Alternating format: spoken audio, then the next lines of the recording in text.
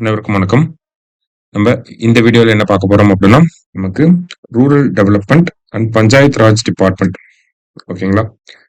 அந்த policy note தான் நம்ம பார்க்க போறோம். தமிழ்ல பார்த்தோம் அப்படின்னா, நமக்கு ஊரக வளர்ச்சி மற்றும் ஊராட்சித்துறை அந்த டிபார்ட்மெண்ட் பத்தி தான் பார்க்க போறோம். சரியா? சோ முதல்ல எல்லா டிபார்ட்மெண்ட்டும் திருக்குறள் ஆரம்பிப்பாங்க. இவங்க ஒரு கோட்டோட ஆரம்பிச்சிருக்காங்க. என்ன கோட் அப்படின்னு பார்த்தோம்னா, முடியுமா நம்மால் என்பது தோல்விக்கு முன்பு வரும் தயக்கம், முடித்தே தீருவோம் என்பது வெற்றிக்கான தொடக்கம் அப்படின்னு சொல்லி முன்னாள் முதலமைச்சர் அவர்கள் சொல்லியிருக்கிறார். அவருடைய கோட்டை நம்ம முதல்ல கொடுத்திருக்காங்க. சரியா? இப்ப ரூரல் டெவலப்மெண்ட் அப்படின்னு பாக்குறப்ப ஊரக வளர்ச்சி மற்றும் ஊராட்சித்துறை இந்த டிபார்ட்மெண்ட்டை பொறுத்த வரைக்கும் பார்த்தோம்னா, இதனுடைய கொண்டு வந்திருப்பாங்க. பின்னணியிலிருந்து அப்படியே 73rd 74th அமெண்ட்மெண்ட் ஆக்ட், அப்புறமா என்ன 3 tier system of Panchayat Raj எப்படி இருக்கு, அப்புறம் ஒவ்வொரு அமைப்புகளும் என்ன திட்டங்களை வெளியிடுறாங்க, மத்திய அரசாங்க அளவுல என்ன திட்டங்கள் ஊரக வளர்ச்சிக்காக செயல்படுத்தப்படுது, மாநில அரசாங்க அளவுல ஊரக வளர்ச்சிக்காக என்ன மாதிரியான திட்டங்கள் செயல்படுத்தப்பட்டு வருது, அதனுடைய தற்போதைய நிலை என்ன, வேற என்னெல்லாம் பண்றாங்க, பெண்கள் முன்னேற்றத்துக்காக ஊரக வளர்ச்சி துறையிலிருந்து என்னெல்லாம் பண்றாங்க, இந்த மாதிரி ஒரு கண்ணோட்டத்துலதான் இந்த பாலிசி நோட் இருக்கு. சரிங்களா? வறுமை ஒழிப்புக்காக என்ன மாதிரியான திட்டங்கள் இருக்கு, எல்லாமே ஓரளவுக்கு நமக்கு தெரிஞ்ச கண்டென்ட் தான் எல்லாமே. பட் ஸ்டில் ஒவ்வொன்னா பார்ப்போம் நம்ம. சரியா? ஃபர்ஸ்ட் ஹிஸ்டரி அப்படின்னு பாக்குறப்ப லோக்கல் செல்ஃப் கவர்மெண்ட் தமிழ்நாடுன்னு எடுத்துக்கிட்டோம் அப்படின்னா, நமக்கு நேரா எங்க போவோம்னா குடவோலை முறைக்கு தான் போவோம் இல்லையா? குடவோலை முறை உத்திரமேரூர் கல்வெட்டுல இருக்கக்கூடிய அந்த குடவோலை முறையை பத்தி எடுத்தோடனே கொடுத்திருப்பாங்க.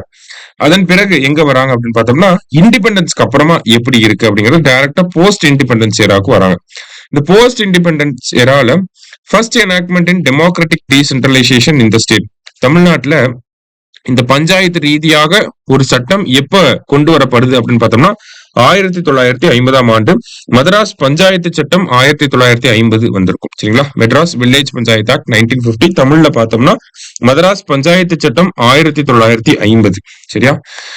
அதுக்கப்புறமா பார்த்தோம்னா நமக்கு ரிஃபார்ம் ஆஃப் லோக்கல் 1957. அதாவது இது ரிலேட்டடா பாத்தீங்கன்னா ஒரு ஒயிட் பேப்பர் வெள்ளை அறிக்கை தாக்கல் செய்யப்பட்டிருக்கும். சரிங்களா?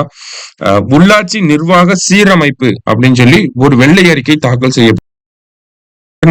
லோக்கல் அட்மினிஸ்ட்ரேஷன் இப்போ ஒரு டிபார்ட்மெண்ட் வச்சு வெள்ளை அறிக்கை வெளியிடுங்க அப்படின்னு சொல்றாங்கன்னா, டாப் டு பாட்டம் அந்த டிபார்ட்மெண்ட் என்ன பண்ணுது, என்ன பண்ணல, எவ்வளவு எக்ஸ்பெண்டிச்சர் இருக்கு, எவ்வளவு ரெவன்யூ வருது, எல்லாமே அப்படியே எந்த ஒரு ஒளிவு மறைமே இல்லாம டிரான்ஸ்பரண்டா எல்லாத்தையுமே சொல்லணும். அதான் ஒயிட் பேப்பரோட ஒரு விஷயம். சரிங்களா? சோ அந்த மாதிரி ரிஃபார்ம் ஆஃப் லோக்கல் அட்மினிஸ்ட்ரேஷன் அந்த ஒரு ஒயிட் பேப்பர் அப்படிங்கறது 1957ல கொண்டு வந்திருப்பாங்க. அதை பேஸ் பண்ணி அப்புறம் என்ன வருது அப்படின்னு பார்த்தோம்னா, மறுபடியும் மெட்ராஸ் பஞ்சாயத்து சட்டம் 1958 வருது. அடுத்தது Madras district development council act 1958 வருது. சரிங்களா? இது ரெண்டும் பார்த்தோம்னா நமக்கு 73rd 74th கான்ஸ்டிடியூஷனல் அமெண்ட்மெண்ட் வர்றதுக்கு முன்னாடி தமிழ்நாட்டுல இந்த ஊரக வளர்ச்சி மற்றும் உள்ளாட்சி அப்படிங்கிறது இந்த 2 சட்டங்களுக்கு கீழே தான் செயல்பட்டு இருந்திருக்கு. ஓகேங்களா? மெட்ராஸ் பஞ்சாயத்து சட்டம் 1958, மெட்ராஸ் மாவட்ட வளர்ச்சி மன்ற சட்டம் 1958. சரிங்களா? இது 2 சட்டங்கள் தான் இருந்துச்சு அடிப்படையா. அதன் பிறகு பார்த்தோம்னா 73 மற்றும் 74வது சட்ட திருத்தங்கள் வந்திருக்கும். அந்த சட்ட திருத்தங்களின் அடிப்படையில தமிழ்நாட்டுல புதுசா ஒரு சட்டம் உருவாக்கப்படுது. அந்த சட்டம் தான் என்ன அப்படின்னு பார்த்தோம்னா தமிழ்நாடு பஞ்சாயத்து ஆக்ட் 1994. சரிங்களா? இது 73rd அமெண்ட்மெண்டோட ரிலேட் ஆகி வருது இந்த தமிழ்நாடு பஞ்சாயத்து சட்டம் 1994. இதுவே 74th அமெண்ட்மெண்டோட ரிலேட் ஆகி வருது தமிழ்நாடு அர்பன் லோக்கல் பாடிஸ் ஆக்ட்னு வரும். ஓகேங்களா? நகர்ப்புற உள்ளாட்சி அமைப்புகள் சட்டம் அது 1998ல வந்துடும். சரியா? அது முனிசிபல் அட்மினிஸ்ட்ரேஷன் பாக்குறப்ப நம்ம பார்ப்போம். சரியா? ரூரல் டிபார்ட்மெண்ட் மட்டும் தான் நம்ம பார்க்கணும். அடுத்தது இப்ப தமிழ்நாடு பஞ்சாயத்து சட்டத்துக்கு கீழே என்னெல்லாம் பண்ணிருக்காங்க அப்படின்னு பார்த்தோம்னா, நமக்கு தெரியும் article 243K state election commission அப்படிங்கறத எஸ்டாப்ளிஷ் பண்ணணும். அந்த வகையில 1994ஆம் ஆண்டு நமக்கு இந்த ஸ்டேட் எலெக்ஷன் கமிஷன் அப்படிங்கறத எஸ்டாப்ளிஷ் பண்ணிருப்பாங்க. அடுத்ததா பாத்தீங்க அப்படின்னா நமக்கு ரெப்ரசன்டேஷன் அப்படிங்கறத பெண்களுக்கு 50% 1/3 இருந்து 50% இன்க்ரீஸ் பண்ணிருப்பாங்க. ஓகேங்களா?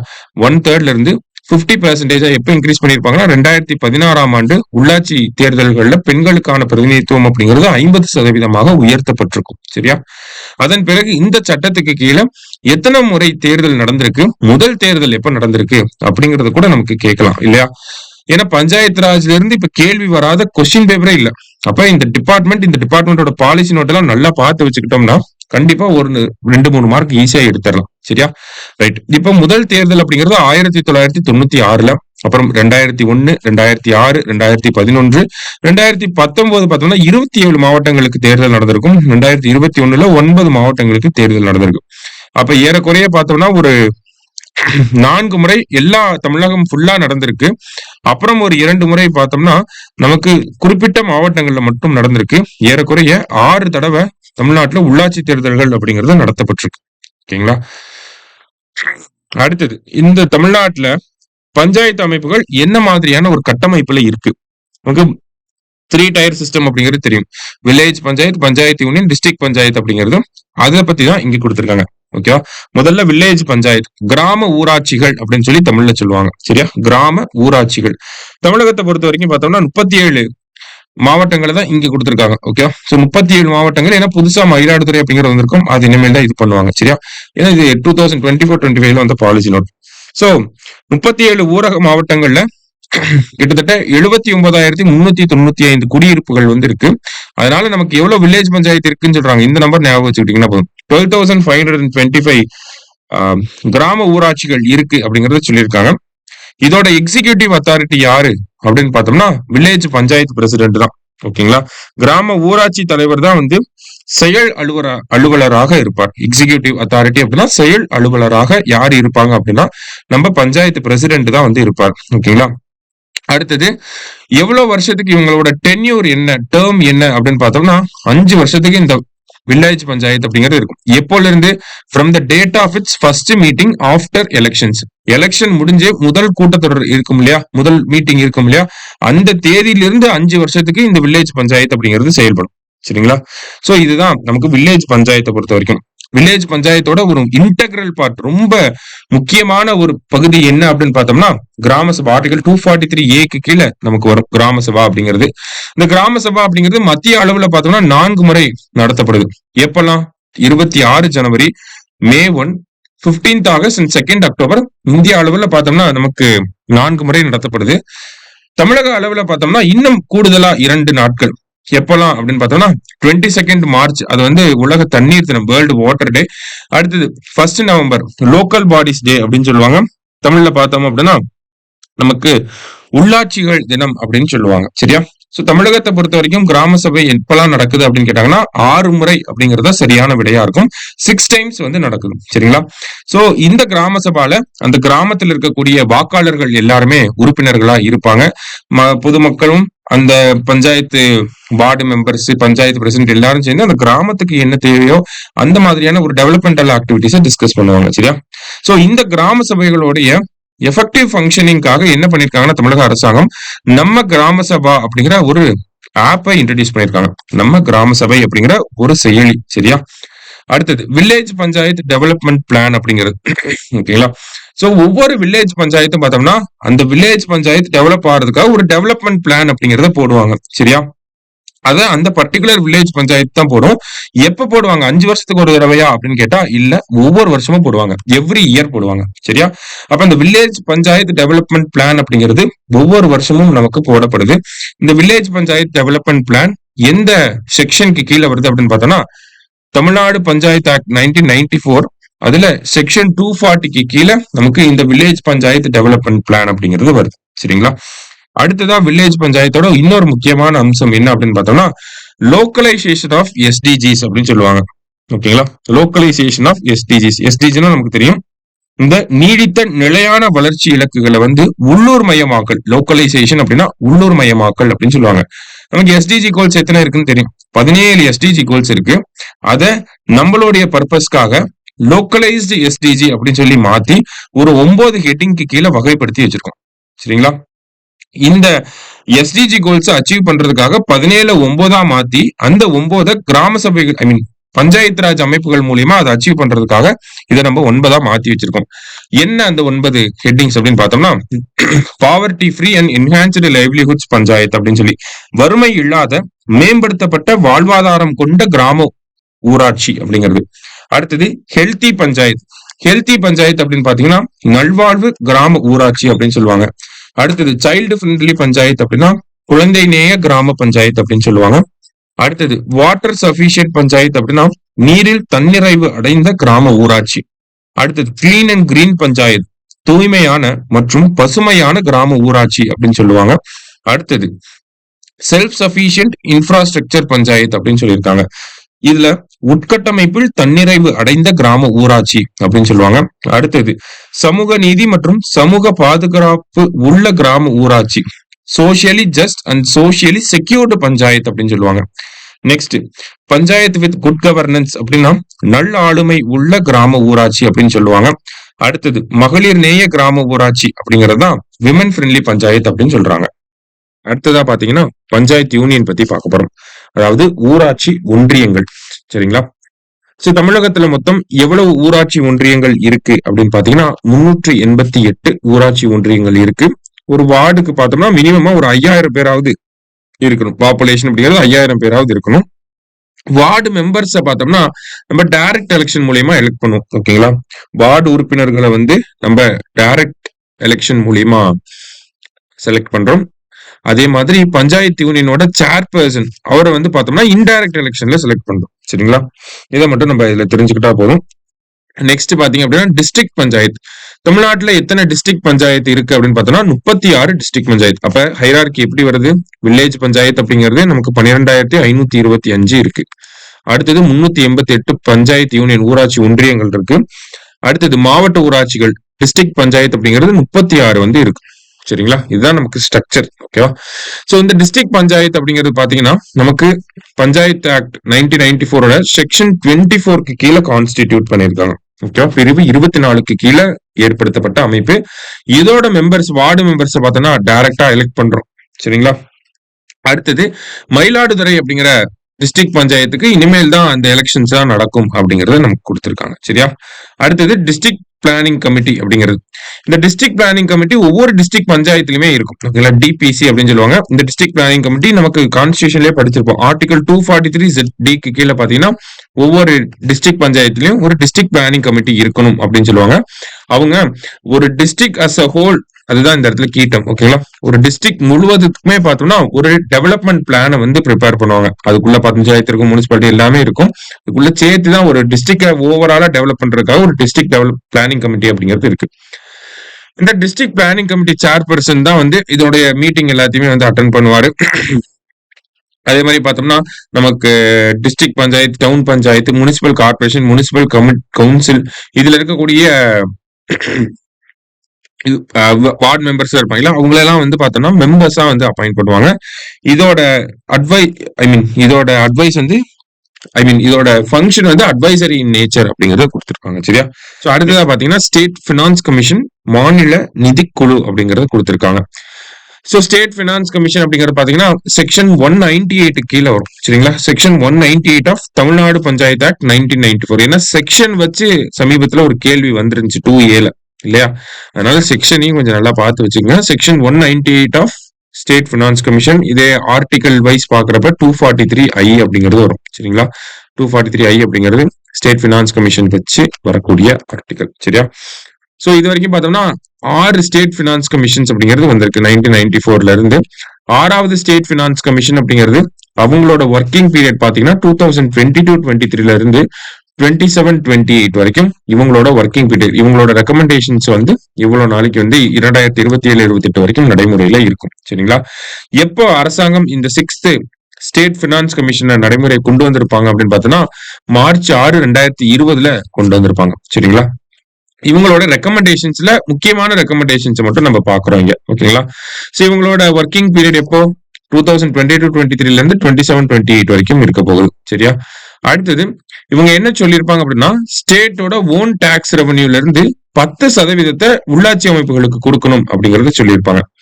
அடுத்தது இந்த ஸ்டேட்டோட டாக்ஸ் ரெவன்யூ இருக்கு. இத வந்து நம்ம இப்படி பிரிப்போம், ரூரல் அர்பன் சொல்லி பிரிப்போம். Rural local bodies, urban local bodies அப்படின்னு சொல்லி. இதுல ரூரல் லோக்கல் பாடிஸ்க்கு 51%, அர்பன் லோக்கல் பாடிஸ்க்கு 41% கொடுக்கணும் அப்படிங்கறத சொல்லியிருப்பாங்க.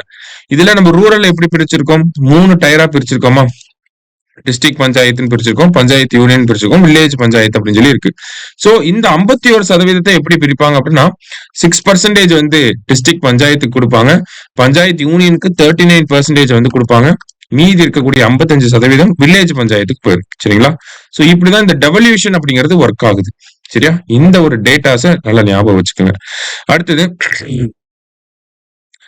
இந்த கிராண்ட் எப்படி அலோகேட் பண்றாங்கன்னா, 6th ஃபினான்ஸ் கமிஷன் வந்து ஒரு மல்டிப்ளையர் ஃபார்முலா அப்படிங்கறத டிவைஸ் பண்ணிருப்பாங்க. புதுசா கொண்டு வந்திருப்பாங்க. அதை பேஸ் பண்ணி தான் இருக்கு அப்படிங்கறத சொல்லியிருக்காங்க.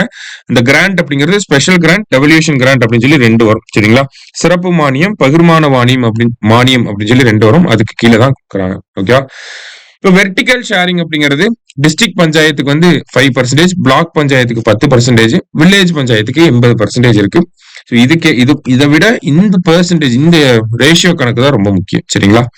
அடுத்தது உத்தமர் காந்தி விருது. இந்த உத்தமர் காந்தி விருது பார்த்தோம்னா பெஸ்ட் பெர்ஃபார்மிங் வில்லேஜ் பஞ்சாயத்துக்கு கொடுப்பாங்க. ஒவ்வொரு டிஸ்ட்ரிக்ட்லயும் இருக்கக்கூடிய, அதான் பெர் டிஸ்ட்ரிக்ட் அப்படின்னு சொல்லியிருக்காங்க. Best performing village panchayat per district cash award பாத்தீங்கன்னா 10 லட்சம் ரூபாய். அப்ப ஒவ்வொரு மாவட்டத்திலயும் இருக்கக்கூடிய பெஸ்ட் பெர்ஃபார்மிங் வில்லேஜ் பஞ்சாயத்துக்கு என்ன கொடுக்குறாங்க? உத்தமர் காந்தி விருது கொடுக்குறாங்க. அடுத்தது நேஷனல் பஞ்சாயத்து அவார்ட். ஓகேங்களா? இது தேசிய அளவுல பிரசிடென்ட் வந்து கொடுப்பாங்க. சரியா? அண்டர் தீன் தயாள் உபாத்யாய் பஞ்சாயத் சதத் விகாஸ் புரஸ்கார் அப்படிங்கிற இந்த கேட்டகரிக்கு கீழே பாத்தீங்கன்னா கோயம்புத்தூரை சேர்ந்த பிச்சனூர் அப்படிங்கிற இந்த கிராமம், மதுக்கரை பிளாக்ல இருக்கக்கூடிய பிச்சனூர் கிராமம் வந்து ஃபர்ஸ்ட் பிரைஸ் வாங்கியிருக்கு அப்படிங்கறத சொல்லியிருக்காங்க. ஓகேவா? இந்த வருஷம் கூட தேசிய பஞ்சாயத்து விருதுகள் 45 பேருக்கு வந்து 45 இடத்துக்கு வந்து கொடுத்திருப்பாங்க. போன மாசம் கரண்ட் அஃபேர்ஸ்ல கூட நீங்க இதை படிச்சிருப்பீங்க. சரியா? அடுத்தது பஞ்சாயத்து டெவலப்மெண்ட் இண்டெக்ஸ். ஓகேங்களா? இந்த ஊராட்சி வளர்ச்சி குறியீடு அப்படிங்கறது பாத்தீங்கன்னா நமக்கு இந்த LSDG அப்படிங்கறத பார்த்திருப்போம். அதை பேஸ் பண்ணி வரக்கூடிய ஒரு இண்டெக்ஸ் தான். சரிங்களா? பஞ்சாயத்து டெவலப்மெண்ட் இண்டெக்ஸ் அப்படிங்கிறது LSDG பேஸ் பண்ணி இருக்கக்கூடியது. இதுக்கு கீழே பார்த்தோம்னா ஸ்டேட்ஸ், இப்படிதான் பிரிச்சிருப்பாங்க. ஸ்டேட்ஸ் A+ அப்படின்னா அச்சீவர், A அப்படின்னா ஃப்ரண்ட் ரன்னர், இந்த ஸ்கோரையும் நம்ம பார்த்து வச்சுக்கணும். Bனா பெர்ஃபார்மர், Cனா ஆஸ்பிரண்ட், Dனா வந்து பிகினர்ஸ். சரிங்களா? சோ இதுக்கு கீழே பாத்தீங்கன்னா நமக்கு தமிழ்நாடு பஞ்சாயத்து டெவலப்மெண்ட் இண்டெக்ஸ், இதுல பாத்தீங்கன்னா நமக்கு பஞ்சாயத்து டெவல்யூஷன் இண்டெக்ஸ், ரீசெண்டா வந்து பஞ்சாயத்து டெவல்யூஷன் இண்டெக்ஸ் அப்படிங்கிறது வந்திருக்கும். சரியா? இந்த இது current affairs data. Panchayat devolution இண்டெக்ஸ்ல தமிழ்நாடு வந்து 3rd பிளேஸ்ல இருக்காங்க. ஓகேவா? அதாவது பஞ்சாயத்து அமைப்புகளுக்கு நிதியை பகிர்வதில் தமிழ்நாடு 3rd பிளேஸ். அதுல என்ன ரேங்க், ஸ்கோர் என்ன அப்படின்னு பாத்தீங்கன்னா 68.38 அப்படிங்கிறது நம்மளோட ஸ்கோரா இருக்கு. சரியா? அடுத்து இப்போ அமைப்புகளை பத்தி, அந்த 3 tier ஸ்ட்ரக்சரை பத்தி பார்த்துட்டோம். அதோட ரிலேட் ஆகி வரக்கூடிய விஷயங்களை பார்த்துட்டோம். இப்ப திட்டங்கள் வைஸ் என்னெல்லாம் இருக்கு அப்படிங்கறத அடுத்து வர்றது எல்லாமே பார்க்க போறோம். சரிங்களா? இப்ப முதல்ல பாத்தீங்க அப்படின்னா அனைத்து கிராம அண்ணா மறுமலர்ச்சி திட்டம் phase 1.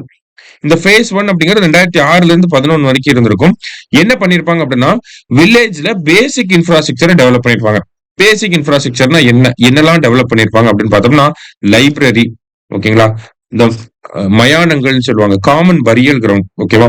அடுத்தது பாத்தீங்க அப்படின்னா கிரெமேஷன் பண்றதுக்கு, ஓகேங்களா, அந்த கிரெமேஷன் இந்த சென்ஸ் நமக்கு கல்லறை கட்டுறது, இந்த மாதிரியான விஷயங்கள். அடுத்தது பாத்தீங்கன்னா ஸ்போர்ட்ஸ் சென்டர். இதெல்லாம் வந்து 2006-11ல வந்த அனைத்து கிராம அண்ணா மறுமலர்ச்சி திட்டத்துக்கு கீழே டெவலப் பண்ணிருப்பாங்க. அடுத்தது phase 2 அப்படிங்கிறது பார்த்தோம்னா 2021-22 மறுபடியும் இப்ப இருக்கக்கூடிய அரசாங்கம் ஆட்சிக்கு வந்தப்ப மறுபடியும் இந்த திட்டம் ரிவைவ் ஆச்சு. சரிங்களா?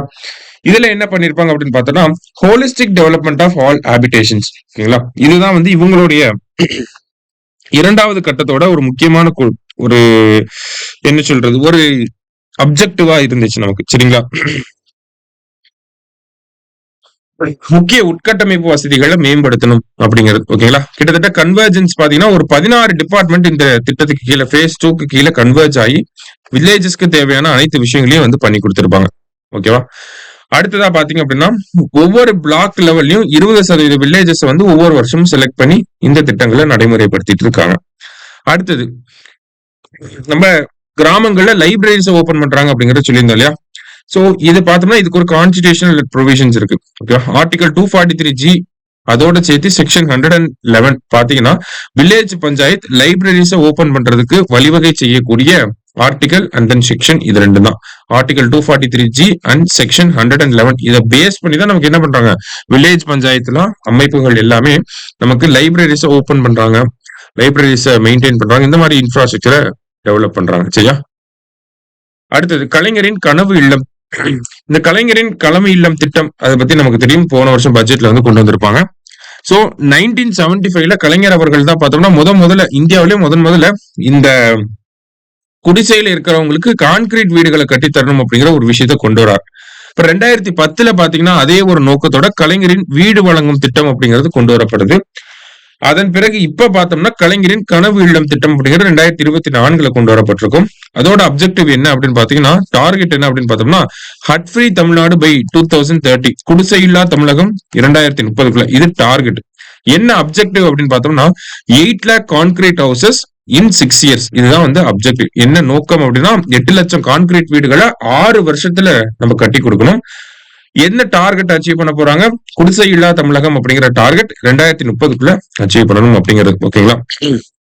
பார்த்தோம்னா கிட்டத்தட்ட ஒரு வீட்டுக்கு 3.5 லட்சம் ரூபாய் செலவு பண்ணுவாங்க. அடுத்தது சமத்துவபுரம்.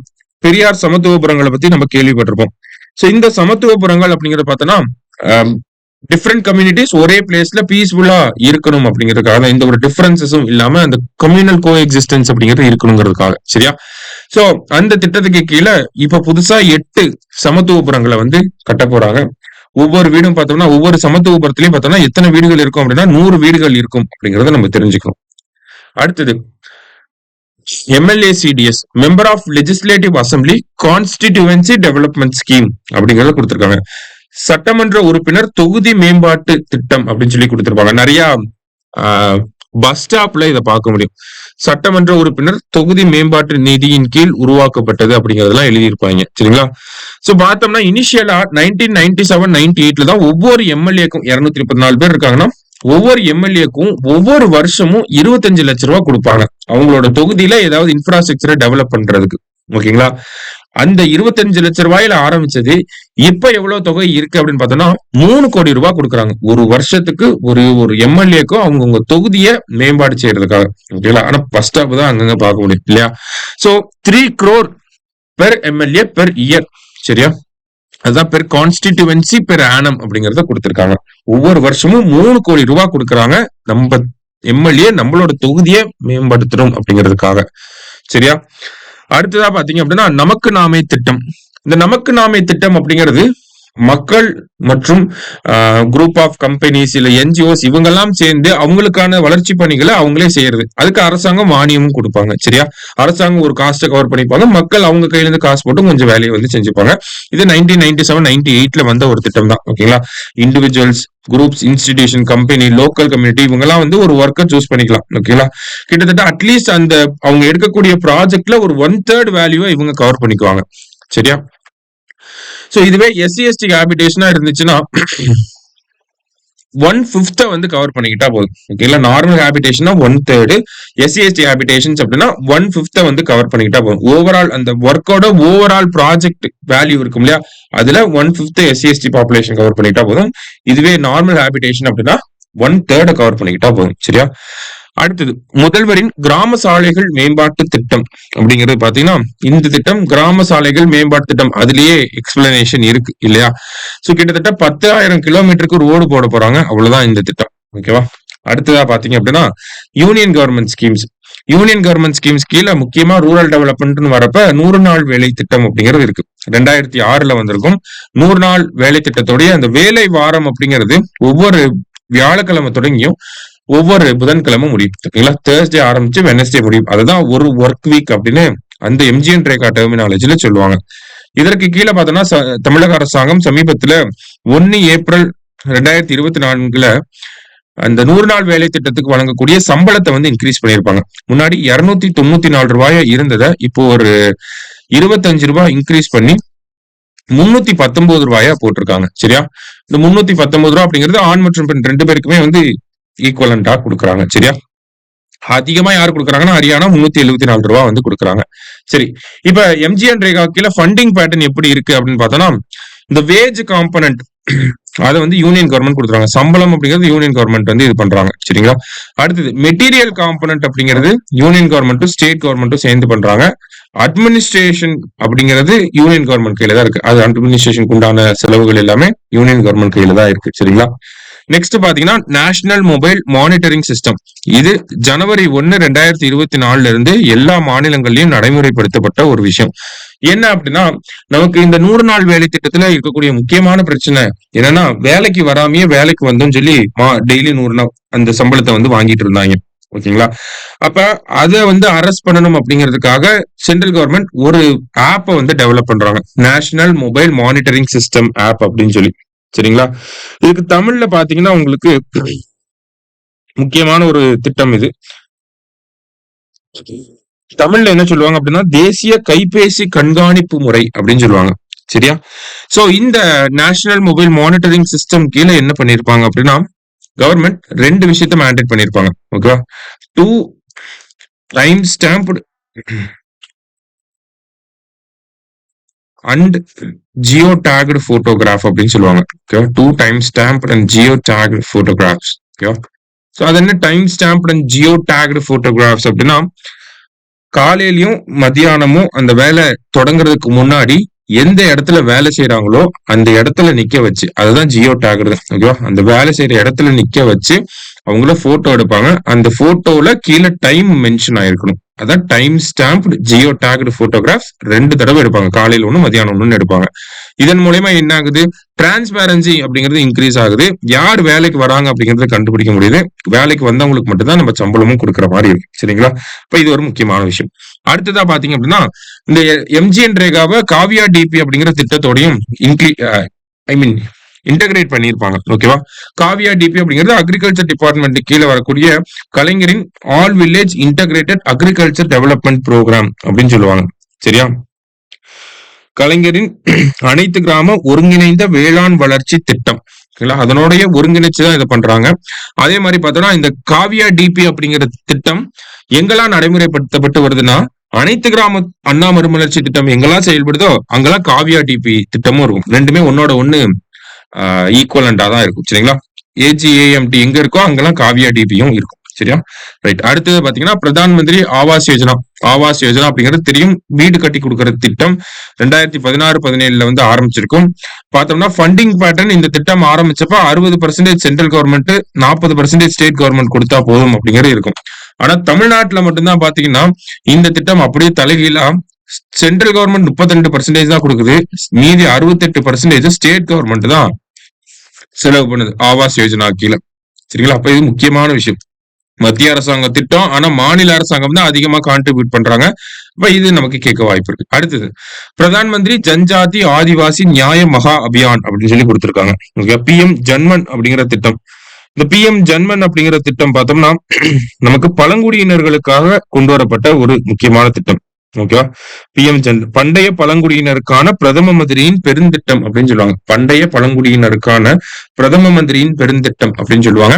இந்த பிஎம் ஜன்மனுக்கு கீழே பிவிடிஜி அப்படிங்கிற ஒரு குரூப் இருப்பாங்க. நம்ம பார்த்திருப்போம், ஆதி திராவிடர் டிபார்ட்மெண்டோட பாலிசி நோட் பாக்குறப்பே பார்த்திருப்போம். இந்தியாவில மொத்தம் 75 பிவிடிஜிஸ் வந்து இருக்காங்க. தமிழ்நாட்டுல மொத்தம் 6 பிவிடிஜிஸ் இருக்காங்க. இவங்களோட சோசியோ எக்கனாமிக் டெவலப்மெண்ட்டுக்காக தான் இந்த திட்டம் கொண்டு வரப்பட்டிருக்கு அப்படிங்கிறத. தமிழ்நாட்டுல யாரெல்லாம் பிவிடிஜிஸா இருக்காங்க அப்படின்னா, இருளார் 3K வரும். கோட்டா, குறும்பா, காட்டுநாயக்கா. அடுத்தது வந்து தோடா, இருளா, பானியா அப்படின்னு சொல்லி வரும். சரிங்களா? சோ இவங்க தான் வந்து தமிழ்நாட்டில் இருக்கக்கூடிய பர்டிகுலர்லி வல்னரபிள் ட்ரைபல் குரூப்ஸ். தமிழ்நாட்டுல எத்தனை மாவட்டத்துல இவங்க பரவி இருக்காங்க அப்படின்னு பார்த்தோம்னா 21 மாவட்டங்கள்ல இவங்களுடைய மக்கள் தொகை காணப்படுது. சரிங்களா? அடுத்தது ஜல்ஜீவன் திட்டம். இந்த ஜல்ஜீவன் திட்டம் அப்படிங்கிறது ஒவ்வொரு கிராமப்புற வீடுகளுக்கும் வீட்டுக்கே குடிநீர் வழங்கக்கூடிய ஒரு திட்டம் தான் இந்த ஜல்ஜீவன் திட்டம். இதுக்கு கீழே பாத்தீங்கன்னா இந்த 55 LPCD அப்படின்னு கொடுத்துருக்காங்க. 55 litres per capita per day. ஓகேங்களா? பெர் கேபிட்டா பெர் டே, அதுதான் வந்து LPCD அப்படின்னு சொல்லி கொடுத்துருக்காங்க. அது என்ன 55 லிட்டர்ஸ் பெர் கேபிட்டா பெர் டே அப்படின்னு பார்த்தோம்னா ஒவ்வொரு நபருக்கும் 55 லிட்டர் தண்ணி கொடுப்பாங்க ஒரு நாளைக்கு. சோ அதுதான் அப்ஜெக்டிவ். சரிங்களா? அடிக்குவேட்டான லெவல்ஸ் அப்படின்னு பார்த்தோம்னா 55 லிட்டர்ஸ் பெர் கேபிட்டா பெர் டே. ஒரு குடும்பத்துக்கு ஒரு வீட்டுக்கு இந்த இவ்வளவு தண்ணியை கொடுத்துருக்கணும். ஓகேங்களா? தமிழக அளவுல பாக்குறப்ப யாரு நோடல் டிபார்ட்மெண்டா இருக்காங்கன்னா, municipal administration and water supply department. இவங்க தான் வந்து ஜல்ஜீவன் திட்டத்தை நடைமுறைப்படுத்துறதுல நோடல் ஏஜென்சியா இருக்காங்க. அந்த டிபார்ட்மெண்டோட மேனேஜிங் டைரக்டர் தான் ஜல்ஜீவன் மிஷனுக்கான மேனேஜிங் டைரக்டராகவும் இருக்காரு. சரிங்களா? சோ இந்த ஜல்ஜீவன் திட்டம் சமீபத்துல 2025 மத்திய பட்ஜெட்ல ஒரு முக்கியமான அறிவிப்பு பெற்றிருந்துச்சு. என்ன அப்படின்னா, ஜல்ஜீவன் திட்டத்தை 2028 ஆண்டு வரைக்கும் எக்ஸ்டெண்ட் பண்ணியிருக்காங்க, விரிவாக்கம் நீடித்திருக்காங்க. சரியா? சோ எக்ஸ்டெண்ட் பண்ணிருக்காங்க 2028 வரைக்கும். Next water quality monitoring. So Tamil Nadu பார்த்தோம்னா 2022ல ஸ்வச் பாரத் திவாஸ் ஸ்வச் பாரத் திவாஸ் அப்படின்னா ஸ்வச் பாரத் டே அந்த அன்னைக்கு நம்ம பிரசிடென்ட் கையில இந்த வாட்டர் சப்ளைக்காக ஒரு அவார்டு வாங்கியிருப்போம். சரிங்களா? தமிழ்நாடு எந்த வருஷம் வாங்குச்சுங்கிறத கேட்பாங்க 2022ல. சரியா? அடுத்தது எப்படி சட்டமன்ற உறுப்பினர் தொகுதி மேம்பாட்டு நிதி அப்படிங்கறத பார்த்தோமோ அதே மாதிரி நாடாளுமன்ற உறுப்பினர் தொகுதி மேம்பாட்டு திட்டம் அப்படிங்கிறது இது எம்பி லேட்ஸ் அப்படின்னு சொல்லுவாங்க. 1993ல வந்து ஸ்டார்ட் ஆயிருக்கும். ஒவ்வொரு எம்பில டெவலப்மெண்டல் ஆக்டிவிட்டிஸ் பண்றதுக்காக இதை கொண்டு வருவாங்க. சரியா? சோ தமிழகத்தை பொறுத்த வரைக்கும் பார்த்தோம்னா இந்த எம்பி லேட் திட்டத்தை நடைமுறைப்படுத்துறதுக்கான nodal department rural development and nodal டிபார்ட்மெண்டா இருக்காங்க.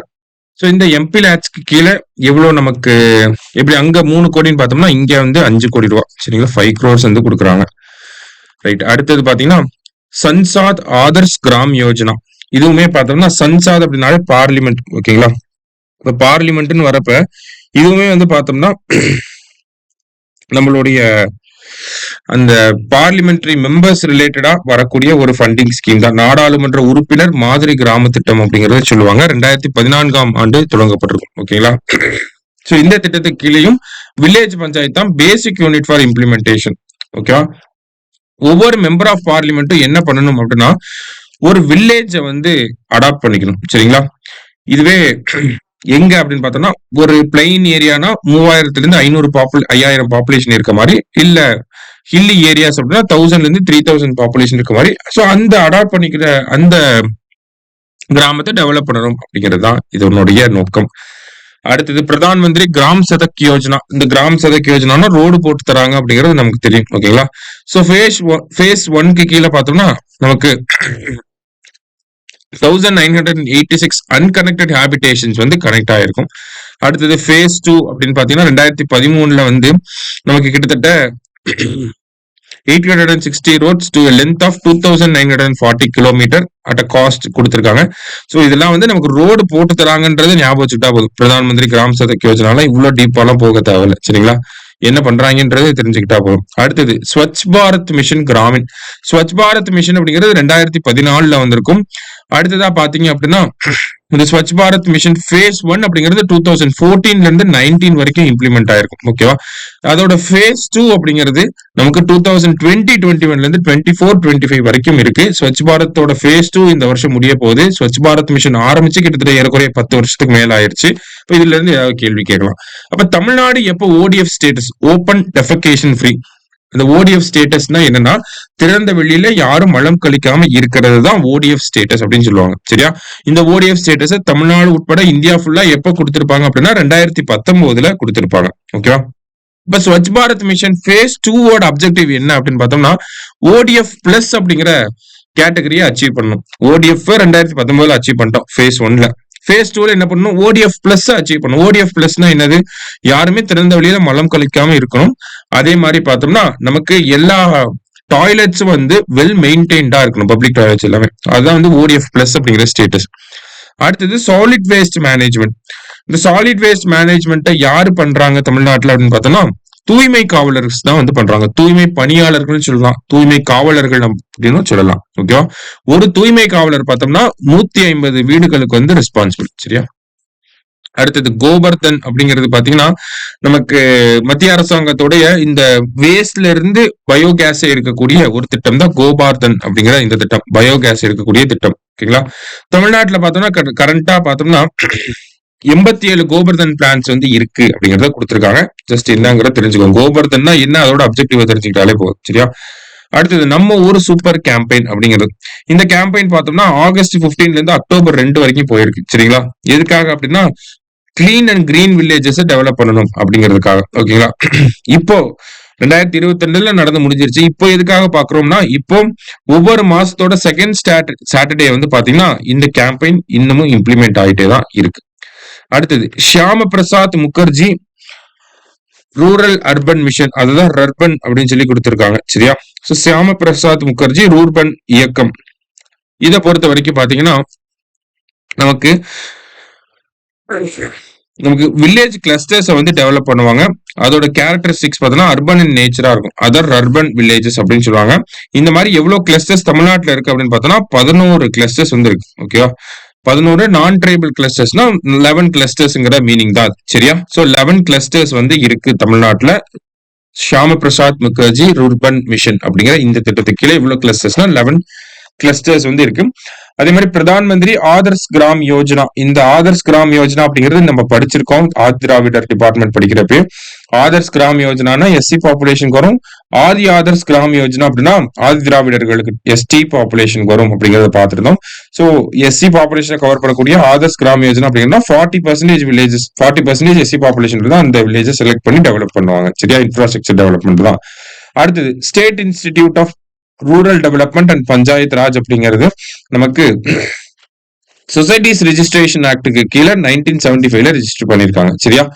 சோ 1991ல இருந்து இந்த அமைப்பு மறைமலை நகர், சென்னையில இருக்கக்கூடிய மறைமலை நகர்ல ஒர்க் ஆகுது அப்படிங்கறது சொல்லியிருக்காங்க. இதுக்கப்புறம் பார்க்க போறது எல்லாமே இது வரைக்கும் ரூரல் டிபார்ட்மெண்ட்ல இருந்து பாலிசி நோட் பார்த்தோம். இப்ப அவங்க பண்ணக்கூடிய poverty alleviation measures, women development measures என்னெல்லாம் இருக்கு அப்படிங்கறத பார்க்க போறோம். சரிங்களா? சோ அந்த வகையில பாத்தீங்கன்னா Tamil Nadu corporation for development of women இது எப்ப வந்திருக்கும் அப்படின்னு பாத்தீங்கன்னா நமக்கு கம்பெனிஸ் ஆக்ட் கீழே ரெஜிஸ்டர் பண்ணிருப்பாங்க. 1983ல வந்திருக்கும். சரியா? சோ இந்த டிபார்ட்மெண்ட் இந்த ஒரு Tamil Nadu corporation for development of women நமக்கு சோசியல் வெல்ஃபேர் டிபார்ட்மெண்ட் கீழே 2006 வரைக்கும் இருந்திருக்கும். அதுக்கப்புறமா பார்த்தோம்னா தான் நமக்கு ரூரல் டெவலப்மெண்ட் டிபார்ட்மெண்ட் கீழே வந்திருப்பாங்க. சரியா? சோ இவங்களோட அப்ஜெக்டிவ்ஸ் அப்படின்னு பார்த்தோம்னா social and economic empowerment of women, சமூக பொருளாதார முன்னேற்றம், பெண்களுக்கான சமூக பொருளாதார முன்னேற்றம், அதற்காக என்னெல்லாம் வேலை இருக்கோ அது எல்லாத்தையுமே பண்ணுவாங்க. ஓகேங்களா? ஆண்டர்பிரினர்ஷிப் டெவலப்மெண்ட், எஸ்ஹெச்ஜி மகளிர் சுய உதவி குழுக்களை வந்து ஃபார்ம் பண்றது, இந்த மாதிரியான ஒரு ஆக்டிவிட்டிஸ்ல இவங்க ஈடுபடுவாங்க. சரியா? யாரு சேர்பர்சனா இருப்பாங்க அப்படின்னா நமக்கு rural development and panchayat raj டிபார்ட்மெண்டோட பிரின்சிபல் செக்ரட்டரி இதுக்கு சேர்பர்சனா வந்து இருப்பார். சரியா? நெக்ஸ்ட் பாத்தீங்க அப்படின்னா ஐஎஃப்ஏடி ப்ராஜெக்ட், இதெல்லாம் முக்கியமான விஷயம். International fund for agriculture development அப்படின்னு சொல்லுவாங்க. சரியா? சோ இந்த ஐஎஃப்ஏடி ப்ராஜெக்ட் அப்படிங்கிறது சர்வதேச வேளாண்மை மேம்பாட்டு நிதி திட்டம் அப்படின்னு சொல்லுவாங்க. சர்வதேச வேளாண்மை மேம்பாட்டு நிதி திட்டம் அப்படிங்கிறது. So Tamil Nadu corporation for development of women அவங்க ஐஎஃப்ஏடியோட ஒரு பார்ட்னர்ஷிப் போட்டு தான் நமக்கு என்ன வந்திருக்கும்னா இந்த செல்ஃப் ஹெல்ப் குரூப் அப்படிங்கிற ஒரு டாபிக்கே வந்திருக்கும். சரிங்களா? எதுக்காக அப்படின்னா நமக்கு அந்த ஐஎஃப்ஏடியோட சக்சஸ் பேஸ் பண்ணி நமக்கு என்ன பண்ணிருப்பாங்க, மகளிர் திட்டம் அப்படிங்கிற ஒரு திட்டத்தை அறிமுகப்படுத்தி இருப்பாங்க. இந்த மகளிர் திட்டம் அப்படிங்கிறது 1997ல வந்திருக்கும். சரிங்களா? சோ இந்த மகளிர் திட்டத்துக்கு கீழே கடைசியா கவர் பண்ண டிஸ்ட்ரிக்ட் எதுனா சென்னை. இந்த மகளிர் திட்டம் அப்படிங்கிறது நமக்கு Tamil Nadu corporation for development of women அவங்க செயல்படுத்திட்டு வராங்க. சரியா? நெக்ஸ்ட் பாத்தீங்கன்னா ஸ்வர்ண ஜெயந்தி கிராம் ஸ்வரோஸ்கர் யோஜனா. தமிழ்நாட்டுல இந்த மகளிர் சுய உதவி குழுக்கள் அந்த ஐஎஃப்ஐடியில் ஆரம்பிச்சு அப்படியே மகளிர் திட்டம் வழியா பிரபலமானதுக்கு அப்புறமா இதே அப்ஜெக்டிவோட மத்திய அளவுல உருவாக்கப்பட்ட ஒரு திட்டம் தான் ஸ்வர்ண ஜெயந்தி கிராம் ஸ்வரோஸ்கர் யோஜனா அப்படிங்கிறது. ஓகேங்களா? கிட்டத்தட்ட பாத்தீங்கன்னா தமிழ்நாட்டுல டிஎன்சிடபிள்யூ கண்ட்ரோல் கீழே 4 லட்சம் ஆக்டிவ் எஸ்ஹெச்ஜிஸ் வந்து இருக்கு அப்படிங்கறத சொல்லியிருக்காங்க. ஸ்வர்ண ஜெயந்தி திட்டத்தை பொறுத்த வரைக்கும் 1999ல நமக்கு வந்திருக்கும். அடுத்தது லைவ்லிஹுட் மிஷன்ஸ் அண்டர் டிஎன்சிடிடபிள்யூ, என்னென்ன திட்டங்கள்லாம் இவங்க இந்த அமைப்புக்கு கீழே இருக்கு அப்படின்னு பார்த்தோம்னா ஸ்டேட் ரூரல் லைவ்லிஹுட் மிஷன் இருக்கு, national rural economic transformation project அப்படிங்கிறது இருக்கு. அடுத்ததா பாத்தீங்க அப்படின்னா நமக்கு state Tamil Nadu state rural livelihood mission அப்படின்னா தமிழ்நாடு மாநில கிராமப்புற வாழ்வாதார இயக்கம் அப்படின்னு சொல்லுவாங்க. சரியா? அடுத்தது தேசிய கிராமப்புற பொருளாதார மாற்று திட்டம் அப்படிங்கிறது national rural economic transformation project அப்படின்னு சொல்லுவாங்க. அடுத்தது தீனதயாள் உபாத்யாய் கிராமின் கௌசல்யா யோஜனா, இது அப்படியே ஹிந்தி பேர் அப்படியே தான் படிச்சாகணும். அடுத்தது நகர்ப்புறம் வாழ்வாதார இயக்கம் அப்படிங்கிறது தமிழ்நாடு அர்பன் லைவ்லிஹுட் மிஷன். சரியா? இப்ப rural livelihood mission, urban livelihood mission இது எல்லாமே நேஷனல் லெவல்லயே வந்திருக்கும். நேஷனல் ரூரல் என்ஆர்எல்எம், என்யூஎல்எம் இதெல்லாம் கேள்விப்பட்டிருப்பீங்க. ஓகேங்களா? டே என்ஆர்எல்எம் அப்படின்னு சொல்லுவாங்க, அஜ்விகா என்யூஎல்எம் அப்படின்னு சொல்லுவாங்க. இது எல்லாமே பார்த்தோம்னா மத்திய அளவுல இருக்கக்கூடிய திட்டம். அது தமிழ்நாட்டிலயும் நம்ம நடைமுறைப்படுத்திட்டு இருக்கோம். சரிங்களா? சோ அதான் இங்க கொடுத்துருக்காங்க பாத்தீங்கன்னா டே என்ஆர்எல்எம் அப்படிங்கிறது மத்திய அளவுல. டே அப்படின்னா Deendayal Antyodaya Yojana, national rural livelihood mission அப்படிங்கிறது. ஓகேங்களா? சோ இந்த திட்டம் தமிழ்நாட்டுல தமிழ்நாடு SRLM அப்படிங்கிற திட்டத்துக்கு கீழே வருது. ஓகேங்களா? என்ன பண்றாங்க அப்படின்னு பார்த்தோம்னா, ரூரல் பீப்புள வந்து எக்கனாமிக்கலா எம்பவர் பண்றாங்க. அவங்களுக்கு வந்து இன்கம் இன்கிரீஸ் பண்ணி குடுக்குறாங்க. இன்கம் இன்கிரீஸ் பண்றதுக்கு என்னெல்லாம் பண்ணலாம்? அவங்களுக்கு வந்து ட்ரெய்னிங் குடுக்கலாம், வேலை வாய்ப்புகளை ஏற்படுத்தி குடுக்கலாம், இந்த மாரி ஃபினான்ஸ் குடுக்கலாம், கிரெடிட் குடுக்கலாம். இந்த மாதிரியான ஆக்டிவிட்டீஸ் பண்றது மூலியமா அவங்களோட லைவ்லிஹுட்ட மேம்படுத்துறாங்க. அதுதான் அந்த திட்டம். சரிங்களா? அப்ப 2012, 13ல இருந்து இந்த திட்டம் நடைமுறைப்படுத்தப்பட்டு வருது. சரியா?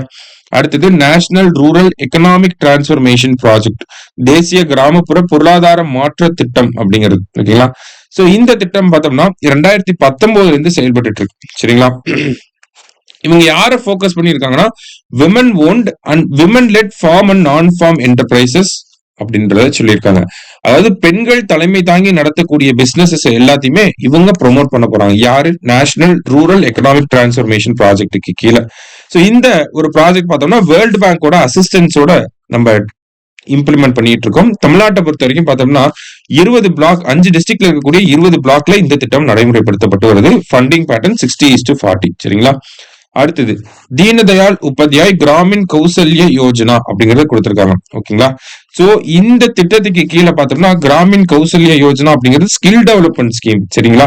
இந்த ஸ்கில் டெவலப்மெண்ட் ஸ்கீம் கீழே ஸ்கில் டெவலப் பண்ணிட்டு வரவங்களுக்கு கிட்டத்தட்ட ஒரு 100% போறாங்க அப்படின்னா அதுல மினிமமா ஒரு 70% பேருக்காவது எம்ப்ளாய்மெண்ட், அதாவது பிளேஸ்மெண்ட் அப்படிங்கிறது கிடைச்சிடும். சரிங்களா? ஏன் அப்படின்னு பார்த்தோம்னா உங்களுக்கு ஸ்கில் ட்ரைனிங் கொடுப்பாங்க. அதே மாதிரி நேஷனல் ஸ்கில் குவாலிஃபிகேஷன் ஃப்ரேம்வொர்க் அப்படிங்கிற இந்த NSQF அப்படிங்கிற இந்த சர்டிபிகேட்டும் கொடுத்துருவாங்க. சரிங்களா? அப்ப சர்டிபிகேட்டோட கொடுத்து அவங்களுக்கு பிளேஸ்மெண்ட் ஆகக்கூடிய அளவுக்கு ட்ரைனிங்கும் கொடுக்குறாங்க. கிட்டத்தட்ட 70% கண்டிப்பா பிளேஸ்மெண்ட் நடந்துரும் அப்படிங்கறத சொல்றாங்க. சரியா? சோ இதுவுமே 60:40 அப்படிங்கிற ரேஷியோக்கு கீழே இம்ப்ளிமெண்ட் பண்றாங்க. அடுத்ததா பாத்தீங்க அப்படின்னா தமிழ்நாடு நகர்ப்புற வாழ்வாதார திட்டம், இதுவுமே பார்த்தோம்னா நமக்கு 60:40. ரூரல்ல என்ன அப்ஜெக்டிவோ அதே தான் இங்கேயுமே அப்ஜெக்டிவ். சரிங்களா? செல்ஃப் எம்ப்ளாய்மெண்ட் அண்ட் வேஜ் எம்ப்ளாய்மெண்ட்டை ப்ரொமோட் பண்ணுவாங்க. அடுத்தது சொசைட்டிஸ் அண்டர் TNCDW.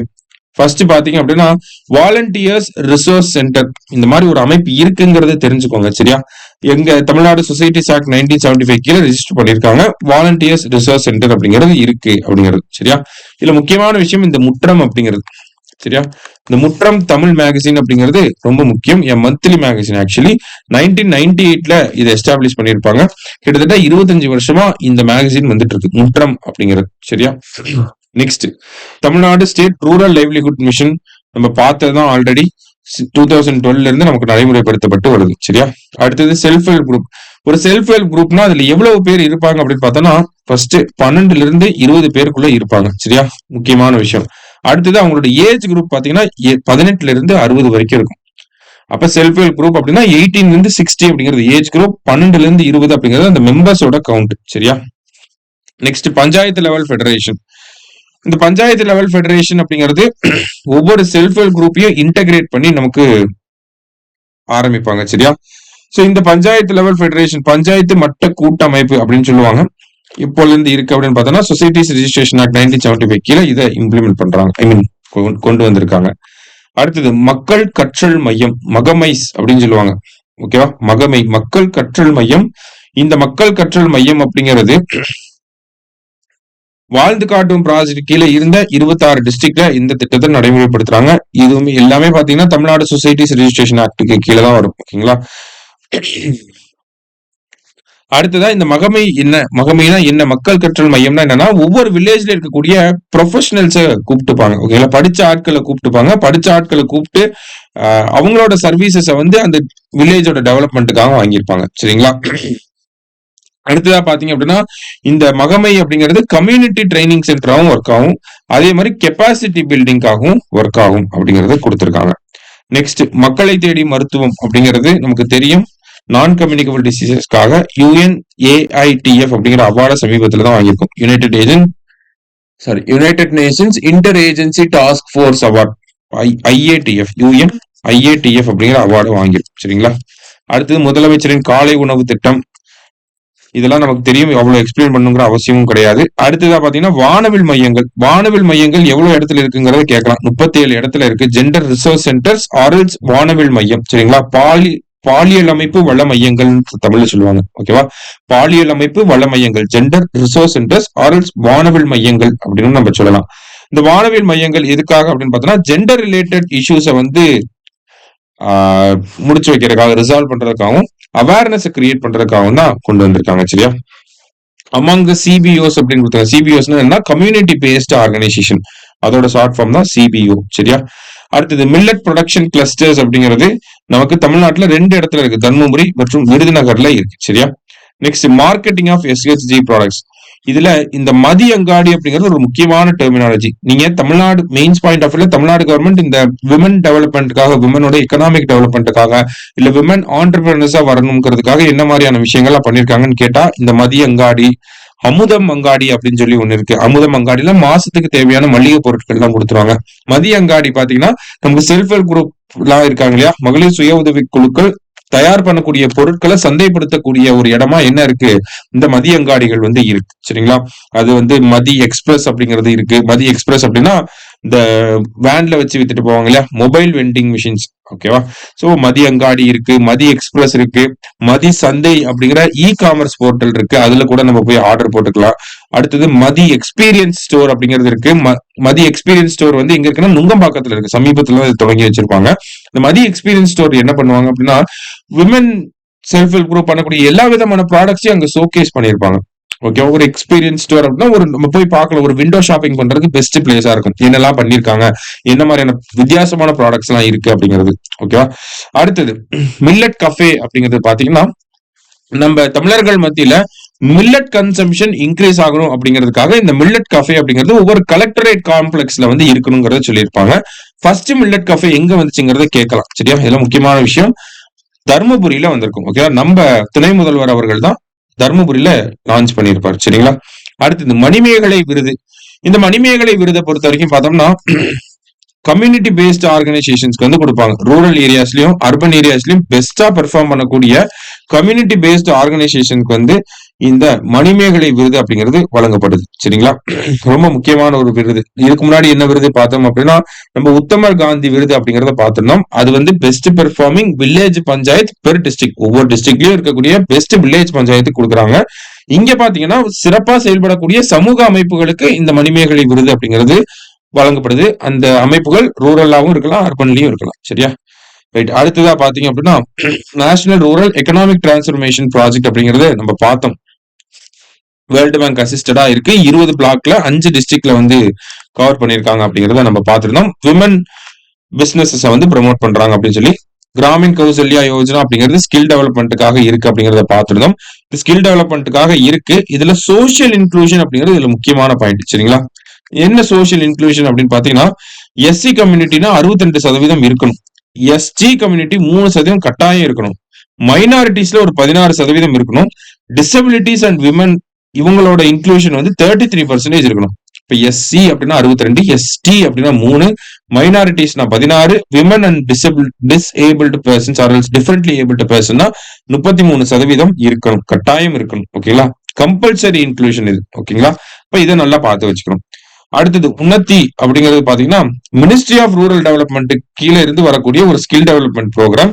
யாருக்கு ஸ்கில் டெவலப்மெண்ட் பண்ண போறாங்கன்னா, எம்ஜிஎன் ரேகா குடும்பங்கள் இருப்பாங்க இல்லையா, அதுல இருக்கக்கூடிய இளைஞர்களுக்கு இவங்க ஸ்கில் டெவலப்மெண்ட்டை கொடுக்க போறாங்க. சரியா? அதுதான் இந்த உன்னதி அப்படிங்கிற திட்டம். அடுத்தது அர்பன் லைவ்லிஹுட் மிஷன் நம்ம பார்த்தோம், 2016-17 இருந்து வருது அப்படிங்கறத சொல்லி. சரி, அதுக்கு முன்னாடியே வந்திருக்கும். 2016-17 இருந்து தான் இந்த அர்பன் லைவ்லிஹுட் மிஷனை TNCDW, Tamil Nadu corporation for development of women எடுத்து நடத்த ஆரம்பிச்சிருப்பாங்க. என்ன பண்றாங்க அப்படின்னா, self employment and skilled wage employment, அதேதான் லைவ்லிஹுட் ஆப்பர்ச்சுனிட்டிஸ்க்காக செல்ஃப் எம்ப்ளாய்மெண்ட் பண்றதுக்கு கிரெடிட் கொடுக்கறது, ட்ரைனிங் கொடுக்கறது, ஸ்கில் ட்ரைனிங் கொடுக்கறது, அசிஸ்டன்ஸ் கொடுக்கறது, இதெல்லாமே எதுக்காக, அவங்களோட வாழ்வாதாரத்தை உயர்த்தணும் அப்படிங்கிறதுக்காக. சரிங்களா? அடுத்தது social mobilisation and institution development அப்படின்னு சொல்லி கொடுத்திருக்காங்க. ஓகேங்களா? சோ சோசியல் மொபிலைசேஷன் அப்படின்னா இங்க ஒண்ணு கிடையாது, அந்த அர்பன் லைவ்லிஹுட் மிஷனோட ஒரு அப்ஜெக்டிவ் தான் இங்க எக்ஸ்பிளைன் பண்ணிருக்காங்க. அர்பன் புவர் பீப்புள் இருப்பாங்க, நகர்ப்புற கிராம மக்களை வந்து ஒருங்கிணைத்து அவங்களோட உதவி குழுக்களாக மாத்தி அவங்களுக்கு உதவி குழுக்கள் மூலியமா கடன்களை வழங்கி அதுல இருந்து டெவலப்மெண்ட்டை கொண்டு வருவாங்க. சரியா?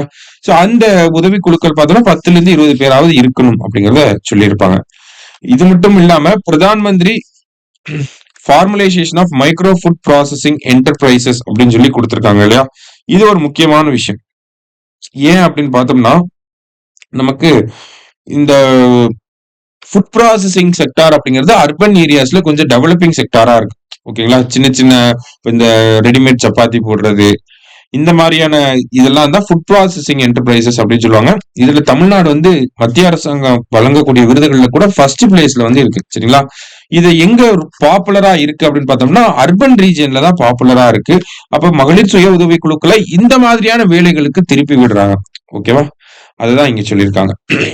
நெக்ஸ்ட் பாத்தீங்க அப்படின்னா வாழ்ந்து காட்டுவோம் project, Tamil Nadu rural transformation project அல்லது வாழ்ந்து காட்டுவோம் திட்டம் அப்படிங்கிறது நமக்கு இதோட ஃபேஸ் 1 அப்படிங்கிறது 2018ல வந்திருக்கும். எவ்வளவு இடத்துல இம்ப்ளிமெண்ட் பண்ணிருக்காங்க அப்படின்னா 3994 வில்லேஜ் பஞ்சாயத், 120 பிளாக், 31 டிஸ்ட்ரிக்ட். இந்த டேட்டாவெல்லாம் அப்படி ஞாபகம் வச்சுக்கோங்க. வாழ்ந்து காட்டுவோம் ப்ராஜெக்ட் அப்படிங்கிறது வேர்ல்டு பேங்க் அசிஸ்டட் ப்ராஜெக்ட். சரியா. எவ்வளவு இடத்துல இதை வந்து இம்ப்ளிமெண்ட் பண்ணிருக்காங்க அப்படிங்கறதையும் கேட்பாங்க. ஓகேவா. வாழ்ந்து காட்டுவோம்னா என்னது, இந்த ரூரல் பாவர்ட்டியை வந்து ஒழிக்கணும் அப்படிங்கிறதுக்காக ரூரல் பாவர்ட்டி அலிவியேஷன் அப்படிங்கிறது தான் இதோட அப்ஜெக்டிவ். கிட்டத்தட்ட எவ்வளவு இடத்துல இம்ப்ளிமெண்ட் பண்ணிருக்காங்க அப்படிங்கிறது ரொம்ப முக்கியம். சரியா. அடுத்தது இந்த வாழ்ந்து காட்டுவோம் ப்ராஜெக்ட் கீழே என்ன காம்பனன்ஸ் இருக்குன்னா மொத்தம் 4 components. Rural enterprise ecosystem development, அதாவது கிராமப்புறங்கள் இருக்கக்கூடிய என்டர்பிரைசஸ் இருக்கும். அந்த லைக் எப்படி என்டர்பிரைசஸ் அப்படின்னா தொழில் மேம்பாடு அப்படிங்கிறது இருக்கும். சரியா. தொழில் பண்றவங்களா இருப்பாங்க. ஸோ அதை டெவலப் பண்ணணும் அப்படிங்கிறது. அதே மாதிரி என்டர்பிரைஸ் பிசினஸ் பிளானிங், அதாவது தொழில் முனைவோர்களும் கிராமத்துல இருப்பாங்க. உங்ககிட்ட ஐடியா அதெல்லாம் இருக்கும். அவங்கள வந்து என்கரேஜ் பண்ணி சப்போர்ட் பண்ணி ஃபண்டிங் கொடுக்கறது. அடுத்தது ஸ்கில் ட்ரைனிங், ஜாப் ஆப்பர்ச்சுனிட்டிஸை உருவாக்கி தரது. அடுத்ததா பாத்தீங்க அப்படின்னா ஓவராலா ப்ராஜெக்ட் மேனேஜ்மெண்ட், இந்த ரூரல் டிரான்ஸ்ஃபர்மேஷன் ப்ராஜெக்டோட மேனேஜ்மெண்ட், மானிட்டரிங் அண்ட் எவாலுவேஷன். இது ஓவராலா அட்மினிஸ்ட்ரேஷன் சைட்ல வந்துடும். இது 3 டெவலப்மெண்ட் சைட்ல வந்துடும். அதுதான் இந்த Tamil Nadu rural transformation project or வாழ்ந்து காட்டுவோம் அப்படிங்கிற இந்த விஷயம். அடுத்ததா பாத்தீங்கன்னா மதிசிறகுகள் தொழில் மையம் அப்படின்னு சொல்லி கொடுத்திருக்காங்க. இதுல என்ன பண்ணுவாங்க அப்படின்னா கிராமப்புறங்கள் இருக்கக்கூடிய ஆண்டர்பிரினர்ஸா இருப்பாங்க இல்லையா, அவங்களுக்கு ஒரு சில பிசினஸ் ஐடியாலஜிஸ் எல்லாம் தெரியாம இருக்கும். பிசினஸ் எப்படி டெவலப் பண்ணணும், ஒரு மார்க்கெட்டிங் எப்படி பண்ணணும், அவங்களோட ப்ராடக்ட் எப்படி எடுத்து காட்டணும் அப்படிங்கலாம் தெரியாம இருக்கும். அந்த மாதிரி ஒரு சப்போர்ட்டை வந்து கொடுக்குறாங்க. அடுத்ததா பாத்தீங்கன்னா TN rice, Tamil Nadu rural incubator and start up enabler அப்படின்னு சொல்லுவாங்க. ஓகேவா. டிஎன் ரைஸ் அப்படிங்கிறது போன வருஷம் வந்த திட்டம் தான். இதுவும் என்ன பண்றாங்க அப்படின்னு பார்த்தோம்னா விமன் லெட் ஸ்டார்ட் அப்ஸ்க்கு அதே மாதிரி ட்ரைனிங், எப்படி பிசினஸ் டெவலப் பண்ணணும் இந்த மாதிரியான ஒரு ட்ரைனிங்கை விமன் லெட் ஸ்டார்ட் அப்ஸ்க்கு வந்து கொடுக்குறாங்க. பெண்கள் தலைமை தாங்கி நடத்தக்கூடிய அந்த ஸ்டார்ட் அப் நிறுவனங்களுக்கு வந்து ட்ரைனிங் கொடுக்குறாங்க. இந்த மாதிரியான ஆக்டிவிட்டிஸை பண்றாங்க. Tamil Nadu rural incubator and start up enabler அப்படிங்கிற இந்த திட்டத்துக்கு கீழே. சரியா. சோ இந்த பாலிசி நோட்ல ஃபுல்லாவே என்ன பண்ணிருக்கோம் அப்படின்னா ரூரல் டிபார்ட்மெண்ட்ங்கிறத ஆரம்பிச்சோம், வரலாற்று பின்னணியை பார்த்தோம், தமிழ்நாட்டுல என்ன பஞ்சாயத்து அமைப்புகள் என்ன கட்டமைப்புல இருக்கு, என்ன மாதிரியான திட்டங்கள் மாநில அரசாங்கம் செயல்படுத்துறாங்க, என்ன மாதிரியான திட்டங்கள் மத்திய அரசாங்கம் செயல்படுத்துறாங்க, இந்த ஊரக வளர்ச்சித்துறை மூலியமா என்ன மாதிரியான வறுமை ஒழிப்பு திட்டங்கள் நடைமுறைப்படுத்தப்பட்டு வருது, என்ன மாதிரியான பெண்கள் மேம்பாட்டு திட்டங்கள் வந்து நடைமுறைப்படுத்தப்பட்டு வருது. இந்த மாதிரி ஒரு காம்ப்ரிஹென்சிவான டாக்குமெண்ட் அரௌண்ட் 400 பேஜஸ் கிட்ட 2 டாக்குமெண்டா இருந்துச்சு. சரிங்களா. ஸோ அதை நம்ம கம்பைல் பண்ணி சின்னதா எக்ஸாம் பாயிண்ட் ஆஃப் வியூல என்ன தேவையோ அதை மட்டும் இங்க பார்த்திருக்கோம். ஓகேவா. ஸோ நல்லா பாருங்க, கண்டிப்பா எக்ஸாம்ல ரிஃப்ளெக்ஷன் அப்படிங்கிறது இருக்கும். இறுதியா பார்த்தோம் அப்படின்னா இந்தியாவின் உயிர் அதன் கிராமப்புறங்களில் தான் உள்ளது அப்படின்னு சொல்லி ஒரு காந்தியடிகளோட கோட்டை கொடுத்து முடிச்சிருக்காங்க. இந்த life of India lies in its rural areas அப்படின்னு சொல்லி. சரியா. ஸோ நல்லா ப்ரிப்பேர் பண்ணுங்க. Thank you. All the best. Suresh IAS academy, வெற்றியின் முகவரி.